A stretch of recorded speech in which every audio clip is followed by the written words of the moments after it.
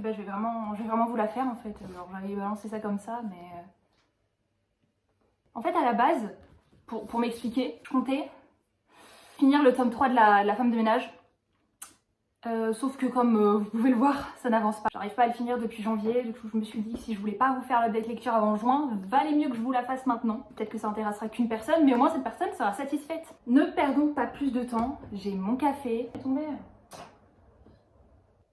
Ça en fait, oh il est trop bien mon décor en fait. Je vais vous présenter le conte de Perrault pour commencer. Moi je suis pas une fan de Perrault, je ne l'aime pas. Bon, pas seulement parce qu'il critique la littérature de l'Antiquité et qu'il remet en question que Homère et l'Iliade soient des grands auteurs, des grandes œuvres, etc. Et qu'il arrive du coup avec les contes de Perrault en mode hey, regardez, moi je sais mieux faire que... J'aime pas ça, mais il faut remettre l'église au milieu du village. C'est, je trouve, un b.a.-ba à lire quand on est fan des Disney ou juste quand on a envie d'un peu élargir sa culture personnelle. C'est un petit peu un b.a.-ba, un petit peu comme Victor Hugo. Certaines de ses œuvres sont des b.a.-ba à lire. Bon, outre que Notre-Dame de Paris ou Les Mangeront-ils, je pense que lui fait partie des œuvres importantes à étudier. D'ailleurs, c'est pour ça qu'on l'a eu à étudier cette année. À travailler, c'était sympa. Je vais couper. Ensuite, Ferragus de Balzac. Oh, lui, il a eu affaire, mais à beaucoup de controverses. J'ai un contrôle lundi sur ça, d'ailleurs. Force à nous les copains pour ceux qui ne l'ont pas lu ce week-end. Je pense que c'est un auteur très connu, notamment pour sa faculté à décrire de façon lente et détaillée et très longue des lieux, des personnages, des choses qui nous perdent dans le récit. Moi, en tout cas, ça m'a perdu, cet aspect-là de Balzac. Ça n'empêche que sa plume est très belle, mais il est vrai qu'il se perd, je trouve. Putain, qui suis-je pour dire ça? Il a une plume tellement dense, tellement intense que ça nous perd dans le récit. Et on se retrouve dans des espèces de monologues internes où il nous raconte des choses qui n'ont pas réel à voir avec l'intrigue à la base. Alors que bah c'est un peu ça le but, on aimerait quand même suivre l'intrigue. Après l'intrigue était forte, sympathique. L'introduction de Paris qui décrit comme vraiment une cathédrale, il la décrit très bien. En fait il décrit Paris comme une personne littéralement très intelligente de ce point de vue là. L'œuvre en elle-même est très bien. Est-ce que je dirais que c'est un classique pour autant? Non.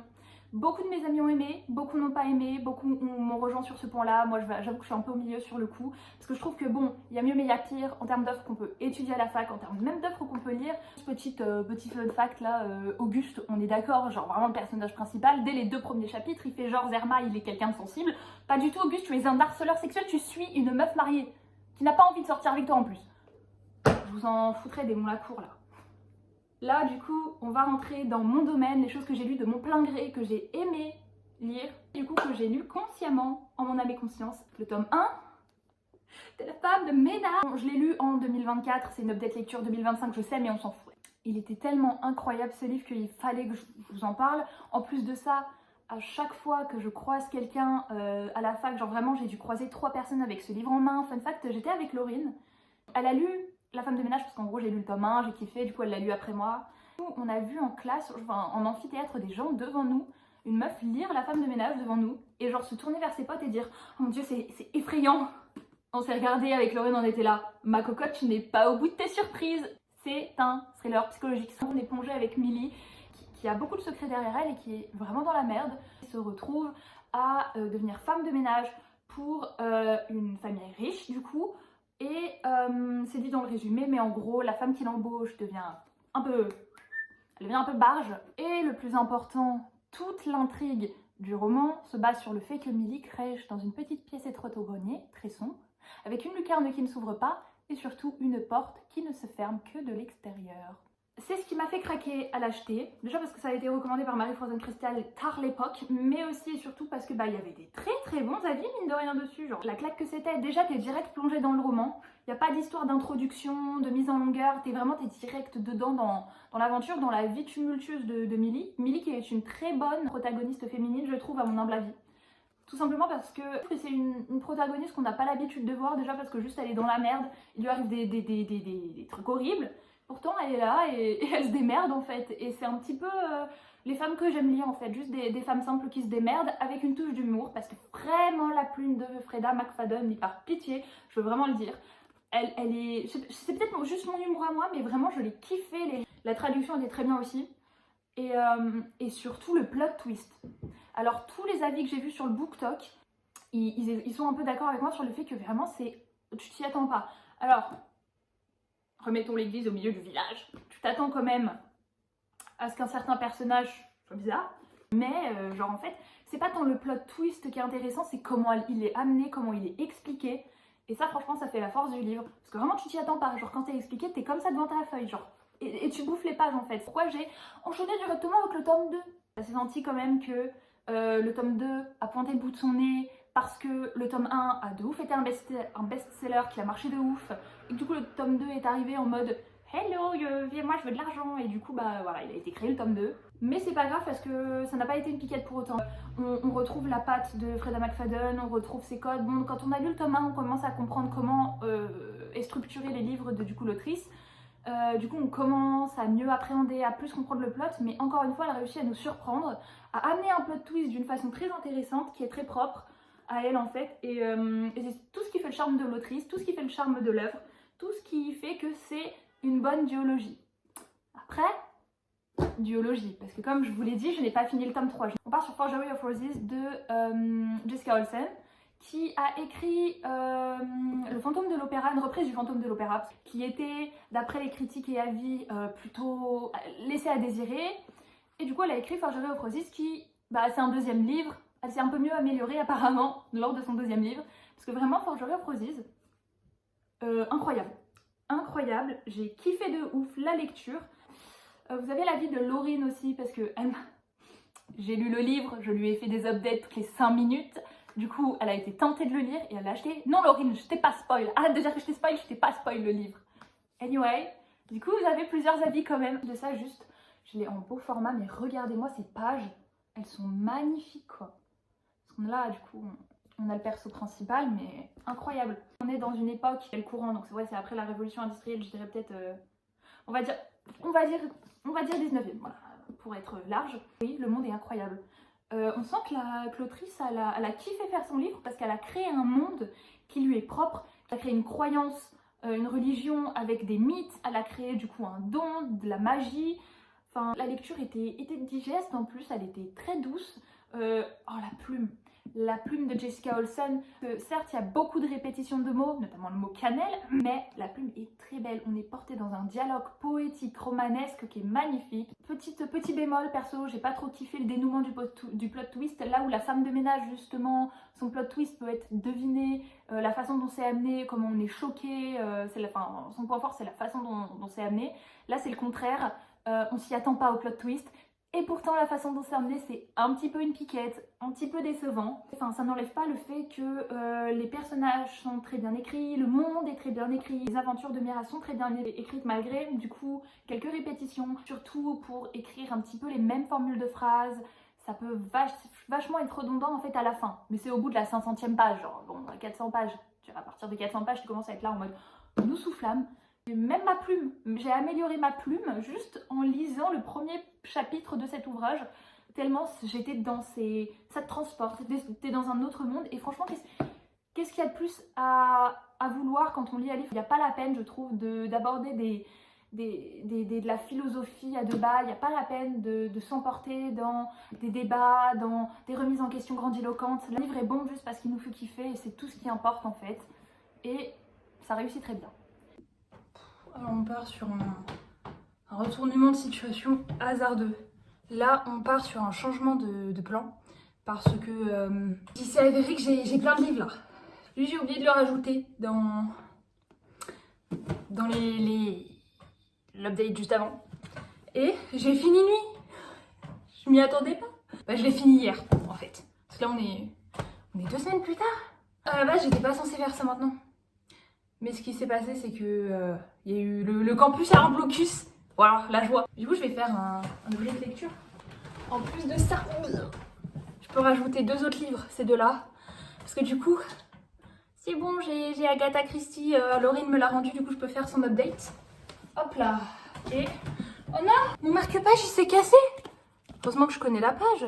250, j'en suis. Ouais, mais du coup, je peux commencer à faire une update sur Catherine d'Aragon. J'ai récupéré mon café et on va pouvoir recommencer une update lecture. La femme de ménage, le tome 3. Alors je crois que j'avais dit dans le tome 1 et 2 que le plot twist était fou, que Freda McFadden elle avait une plume drôle, que Mélie était un bon personnage principal. Je retire beaucoup de choses sur ce tome 3. Je retire ce que j'ai dit. Déjà, tome 1, 5 sur 5. Tome 2, 4 sur 5. Même 4,5 sur 5. Tome 3, bah, 3 sur 5. Parce qu'en fait, tout le début, sachez que dans ce livre, tout le début, c'est long, même les 2 tiers. C'est long, c'est lent. En fait, on part sur, pas trop un spoil, mais une vie de famille un peu lambda, finalement. Genre un peu cliché américaine, qui habite dans un petit pavé, quoi, de maisonnée un peu familiale, un peu sympa, un petit peu bien fréquenté entre guillemets. Enfin, on part sur un synopsis un peu calme, quoi. Sauf qu'on sait qu'il va se passer des folies parce que, bah, MDR, c'est Millie. Millie, il lui arrive que des dingueries dans sa vie, c'est un petit peu une folie. Alors, tout le long du truc, pendant les 2 tiers du livre, on est là, on souffle un peu. Ça s'est senti parce que vraiment, j'ai fait une pause de quelques mois. Bon, après, c'est souvent mon cas avec les livres, donc c'est pas forcément indicatif de l'état du livre parce que, genre, le Prince Cruel, j'ai pris, genre, une 50aine de pages du Prince Cruel, j'ai fait une pause, après je l'ai repris et j'étais là-dedans. Mais pour le coup, pour la femme de ménage voit tout, là pour le coup c'est très indicateur. Je suis pas la seule à l'avoir dit dans les commentaires. En fait, t'es pas dedans direct, là où le tome 1 et le tome 2, t'es dedans direct, t'es dans l'action. En fait, tu lui pètes ton crâne, je vous jure. Ça, c'est un cliché que les livres prennent. Ça, c'est un truc qui revient souvent, j'ai l'impression que ça peut même être une trope, le quiproquo. Qui peut être réglé en 2 pages avec de la communication parce qu'en gros, elle a des gamins. Ces gamins savent quelque chose, ces gamins savent tout. Elle pourrait en tant que bonne mère, elle pourrait se poser, parler à ses gamins. Mais non, Millie ne fait pas ça évidemment parce que nous sommes dans un livre, sinon le problème il serait réglé de 4 pages. Et en plus le pire, c'est qu'on part pas sur un problème de type ok, on est dans une relation amoureuse, si on se parlait, on verrait qu'on s'aimerait, mais en fait non, et du coup le livre il dure 50 pages. Bon, ça, l'intrigue du livre aussi se base que sur un quiproquo de communication, c'est vraiment que c'est pas grave. Là, le sujet est super grave. Si je le disais, ce serait un gros spoiler, donc je vais pas le dire. Mais genre, en fait, Millie se base pendant les 2 premiers tiers du roman sur sa personne, alors que ses enfants, ils sont malheureux. Genre, ils viennent de déménager. Sa fille, elle pleure tout le temps dans sa chambre. Son fils, d'un coup, il a un revirement de situation où il commence à taper des camarades. Il commence à être vraiment vénère. Genre, elle se dit une fois dans le roman, hein, une fois pendant les 2 tiers, genre les 200 pages, 250 pages, elle se dit oh, faudrait peut-être que je l'emmène voir un psy. Une seule fois. Ce à quoi son mari répond oh non, on va pas voir un psy. C'est tout. C'est tout. Alors que son gamin, il a un comportement de réel enfant en détresse en fait. En fait, moi ça me touche parce que les enfants c'est quelque chose qui me touche. Voilà. Du coup, c'est pour ça que je suis autant en colère, ça se sent, je pense. Le plot était certes très bien, devinable, moins devinable que les 2 premiers. Disons qu'on pouvait le voir venir, on va dire, parce qu'il y avait quelques petits éléments, etc. En fait, Freda, elle est douée pour les plot twists. Genre, elle a rien à prouver à personne, elle est douée pour les thrillers psychologiques, elle est douée pour les plot twists, elle est douée aussi pour instaurer un espèce de climat malsain. Bon, le climat malsain n'était pas vraiment présent dans le tome 2 pour ma part, à ma sensibilité, mais le tome 1 et ce tome-là, c'était vraiment très malsain. Genre, moi je vous le dis, si vous êtes très sensible et que vous êtes facilement dérangé ou que c'est pas votre truc, franchement, femme de ménage, faut pas le lire. Mais pour le coup, le livre sur 400 pages, 392 pages, se baser seulement sur le plot twist, c'est quand même peu. En fait, il se base essentiellement sur le fait qu'on s'est attaché au personnage dans les 2 premiers tomes. Du coup, ils se disent ah sûr que ça passe, ils vont kiffer et tout. Sauf qu'en vrai, il faut un peu plus que ça pour en faire un bon livre. Après, je mets de l'eau dans mon vin, c'est pour ça que même je prends des 3 sur 5. Parce que le plot est trop cool. Bon, surtout parce que il y a des enfants, et moi j'aime trop les enfants et je veux trop que ça se règle. Freda McFadden, elle a dit sa plume, c'était les plot twists, et elle a rempli son quota, elle a rempli son rôle. On retrouve des personnages qu'on aime bien, même si franchement j'ai crié parce que ça rend fou. Millie, elle m'a grave déçue parce que franchement, mais même son mari qu'on a vu dans le tome 1 et 2, genre, Laurine, je suis désolée, elle l'aimait trop et tout, mais franchement, il l'a pas assuré parce qu'en gros, ils ont eu un problème dans leur couple récemment, qui est un peu grave quand même. Bon, il n'est pas dit dans le résumé, du coup, je vais pas vous le dire, mais en gros, il y a une problématique dans le tome, enfin, pour moi, qui m'a fait péter un câble, qui m'a fait péter un plomb, qui touche leur couple. En fait, c'est le genre de problème, j'aurais trop fait, mais moi, je te quitte. Genre comme ça, bon, alors qu'en gros son mari en vrai, il n'y a pas de quoi le quitter quoi. Parce que tu te poses, vous vous expliquez, c'est bon. Sauf que au lieu de se poser et de répondre aux problèmes en communiquant comme un couple normal, son mari il délégitimise de ouf ses sentiments, il est là genre mais non tu te fais des idées. Sauf qu'elle peut pas le savoir. Elle, de son point de vue, ce qu'elle voit c'est legit. Bien sûr qu'elle est blessée, bien sûr qu'elle se met à douter. Sauf que lui, il la rassure pas. En plus il ment. Il ment tout le temps, alors que je comprends même pas pourquoi il ment, parce qu'il pourrait juste dire la vérité. Ça, c'est une facilité scénaristique que de mentir comme ça. En fait, j'adore les femmes dans les livres. J'adore les femmes. Et je leur trouve tout le temps des qualités, genre vraiment. Ou à part si elles sont vraiment trop connes. Et là, pour le coup, Milly, compliqué quoi.